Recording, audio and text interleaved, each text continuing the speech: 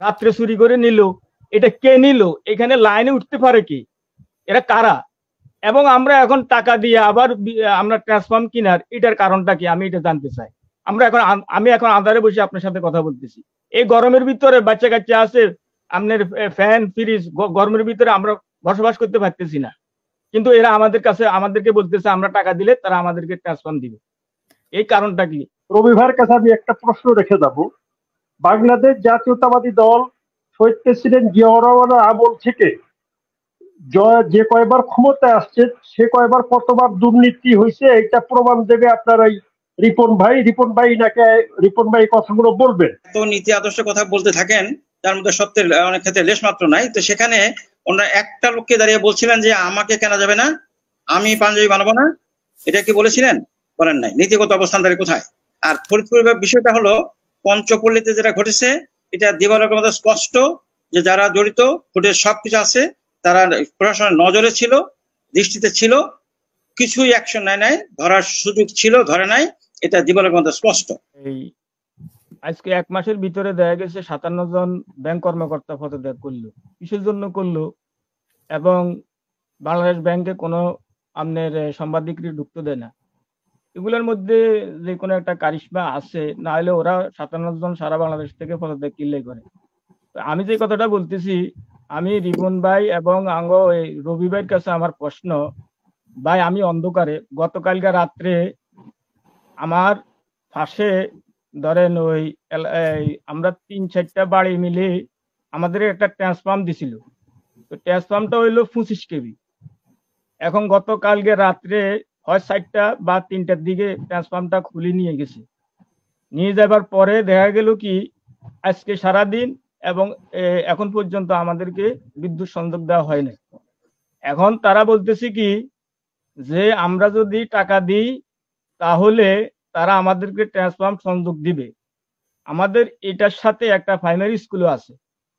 এখন আমরা টাকা কিসের জন্য দিব? আমরা তো বিদ্যুৎ বিল, নিয়মিত বিদ্যুৎ বিল আমরা দিতেছি, এবং বিদ্যুৎ বিল তো তারা আমাদের থেকে বিদ্যুৎ বাড়াইছে এবং বিল নিয়মিত আমাদের এখানে প্রায় 35 থেকে 40টা গ্রাহক, এরা তো নিয়মিত টাকা দিতেছে চোরদেরকে। এখন দেখা গেছে আমরা আবার পুনরায় টাকা দিয়ে আমাদের ট্রান্সমিটার কিনার কি কারণটা কি আমাদের? এখন আপু আপনাদের সময় দিবেন না, দিলে আমি একটা বলতে পারতাম, মানে আপনার মগের মুল্লুকের একটা কিচ্ছা আছে বুঝছেন, একটা কাহিনী আছে, মগের মুল্লুকের কাহিনীটা বলতে পারতাম, তবে আপনারা আমার সময়টা দিবেন না, ওটা অনেক সময় লাগবে। মগের মুল্লুকের কাহিনী। এখন আমরা যে দেশে বসবাস করি, একটা মগের মুল্লুক দেশে বসবাস করি। এখন আমার রিপন ভাইয়ের কাছে এবং রবি ভাইয়ের কাছে প্রশ্ন, রবি ভাই তো এখন কিছু করার নাই, আর রিপন ভাইও যে লাইনের নেতা, এই লাইনে কিছু আর মনে হয় এমন করতে পারবে, এটা আমার ধারণার বাইরে। হ্যাঁ, তাহলে এখন আমার কথা হইলো কি, আমরা কিসের জন্য আমরা বিদ্যুৎ বিল দিই? আমাদের ট্রান্সফর্ম থেকে আমাদেরকে ট্রান্সফর্ম চুরি হয়ে গেল, কেবি 25 কেবি রাত্রে চুরি করে নিল, এটা কে নিল, এখানে লাইনে উঠতে পারে কি, এরা কারা? এবং আমরা এখন টাকা দিয়ে আবার আমরা ট্রান্সফর্ম কিনার এটার কারণটা কি, আমি এটা জানতে চাই। আমি এখন আন্ধারে বসে আপনার সাথে কথা বলতেছি, এই গরমের ভিতরে বাচ্চা কাচ্চা আছে, আপনার ফ্যান ফ্রিজ, গরমের ভিতরে আমরা বসবাস করতে পারতেছি না, কিন্তু এরা আমাদেরকে বলতেছে আমরা টাকা দিলে তারা আমাদেরকে ট্রান্সফর্ম দিবে, এই কারণটা কি? আমি রবি ভাই এবং আপনার রিপন ভাইয়ের কাছে আমি বিষয়টা জানতে চাই। অসংখ্য ধন্যবাদ ভাই। সরি, আপনার এলাকাটা কোন এরিয়া বলেন? আমি পড়ছি লক্ষ্মীপুর সদরে, কিন্তু আমার এলাকাটা হলো চন্দ্রগঞ্জ। চন্দ্রগঞ্জ এটা কি সদরের ভিতর? না, লক্ষ্মীপুর সদরের ভিতর, চন্দ্রগঞ্জ। 12 নং সরসাই ইউনিয়ন, লেখেন 12 নং সরসাই ইউনিয়ন, আমার গ্রাম রামপুর। রামপুর, ঠিক আছে, লিখে রাখলাম, চেষ্টা করব আপনার কাছে করতে। জি, ধন্যবাদ। ঠিক আছে জাহাঙ্গীর ভাই, অসংখ্য ধন্যবাদ আপনাকে। আমাদের সাথে আছেন এস এম বিল্লাল, আপনার মাইক্রোফোনটা অন করে নেবেন প্লিজ।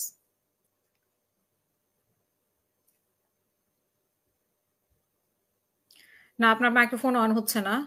আমি চলে যাব কামরুল হাসান চৌধুরী, আপনার প্রশ্ন বা মতামত মাইক্রোফোন অন করে নেবেন প্লিজ। জি, আসসালামু আলাইকুম। শোনা যাচ্ছে ম্যাডাম? জি, শুনতে পাচ্ছি। আজকের আসলে আমি মাত্র ঢুকছি তো, আজকের আলোচনার বিষয়বস্তু কাইন্ডলি প্লিজ। অনেক ধন্যবাদ। আপনি ঢোকার আগে অবশ্যই আলোচনার বিষয়বস্তু দেখে আলোচনা শুনে তারপরে আসতে হবে।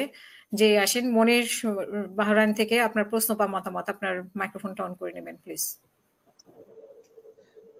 জি, বাংলাদেশের জনপ্রিয় অনলাইন প্ল্যাটফর্ম টেবিল টকের মাননীয় সঞ্চালক হাসিনা আপা, ধন্যবাদ আমাকে সুযোগ দেওয়ার জন্য, এবং সম্মানিত আলোচক বৃন্দ, আসসালামু আলাইকুম।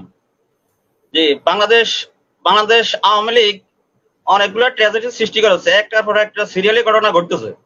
বাংলাদেশে যখন বিডিআর হত্যাকাণ্ড হইলো, যাদের সাথে প্রধানমন্ত্রী আলোচনা করেছেন তারা রাতের অন্ধকারে বাংলাদেশ থেকে বের হয়ে গেল। দ্বিতীয়ত, ফরিদপুরে যে ঘটনা করছে, এখানে মনে করেন যাদের ভিডিও ফুটেজ আছে, যারা এই ঘটনা ঘটিয়েছে, ওরা জনচক্র আড়ালে চলে গেল।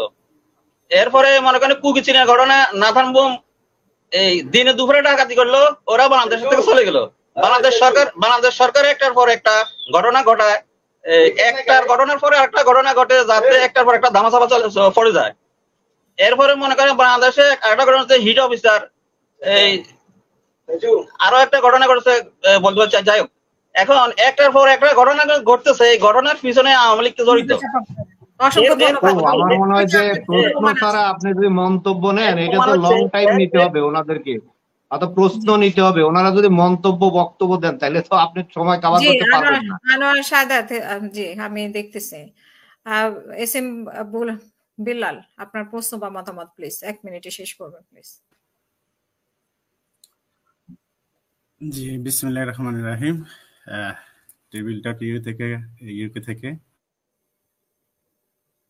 হাসিনা আফা সঞ্চালক, আমার প্রিয় বা পছন্দের ভাই মনির ইসলাম রবি ভাই সহ উপস্থিত যারা আছেন, খুব সুন্দর। 1 মিনিটের জায়গায় 2 মিনিট চেয়ে নিব। একটা ছোট্ট গল্প বলবো। আমি একজন প্রবাসী। আজকে সোনালী ব্যাংকে সাংবাদিক ঢুকতে দেয় না। আসলে আচ্ছা, আপনার সোনালী ইন্টারনেট ব্যাংকে প্রবেশ করছিলাম, আর একবারেই, আর এটাও প্রবেশ করা হয়েছিল যখন আমি পাসপোর্ট রিনিউ করতে যাই। সেখানে আমাকে বলা হয়েছে যে আপনি যদি এখানে টাকাটা রাখেন, এটা এফবিআই সিস্টেমে জমা থাকবে, মানে একটা বেনিফিট আসবে। কথাটা খেয়াল করেন। তো এটার পরে আমি 2 বছর পরে বাংলাদেশে যাই 50,000 টাকা রেখে, আর বাংলাদেশ ব্যাংকে যাওয়ার পরে বলতেছে আমার অ্যাকাউন্ট একদম অফ, এটা সচল না। পরে আমি আজ থেকে আরো 10 বছর আগে 500 টাকা দিয়ে আমি বাকি টাকাটা নিতে পারছি। আচ্ছা ভাই, আপনি যে ইন্টারনেট, আপনি যে ব্যাকগ্রাউন্ড টাকাটা পাইছি, না হয় হয়তো আমি টাকাটা আরো যে 2 বছর পরে পাইতাম। ঘটনা বলেন, মানে মেইন সমস্যাটা বলেন। সন্দেহ আছে।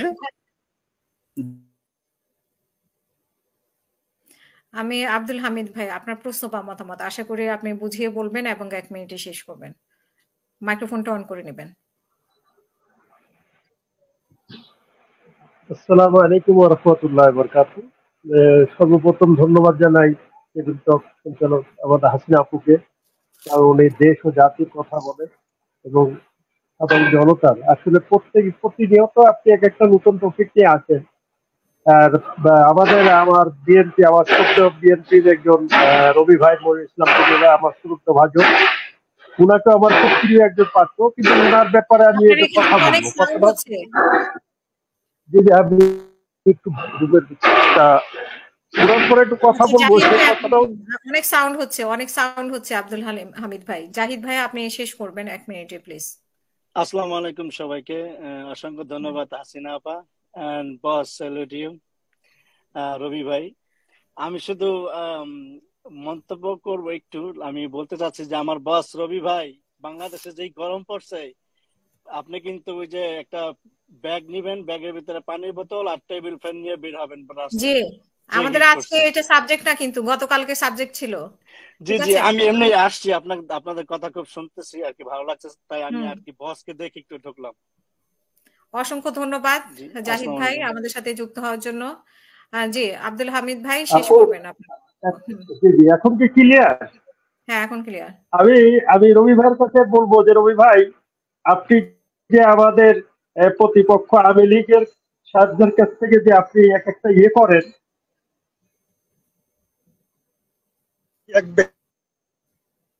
উনি কিন্তু সঠিক উত্তর দেন না। আর আমাদের এখানে রিপন ভাই আছে, শ্রদ্ধেয় আওয়ামী লীগের একজন নেতা, আমি উনাকে পছন্দ করি। তা রবি ভাইয়ের প্রশ্ন বা জনগণের প্রশ্ন রিপন ভাই সঠিক উত্তর দিয়ে। আর এখানে আমাদের আরেক ভাই আছেন, উনাকেও বলি, আসলে দেখে সাধারণ জনগণ তাদের প্রতিবাদী কণ্ঠ আর কোনো জায়গা পায় না। এই কণ্ঠস্বর হিসাবে অনলাইনে আসে, তাদের মনে দুঃখ দুর্দশা নিয়ে কথা বলে। আর দেখেন বাংলাদেশে যে পরিস্থিতি, আমি শ্রদ্ধেয় রিপন ভাইয়ের কাছে বলবো আর রবি ভাইয়ের কাছে আমি একটা প্রশ্ন রেখে যাব।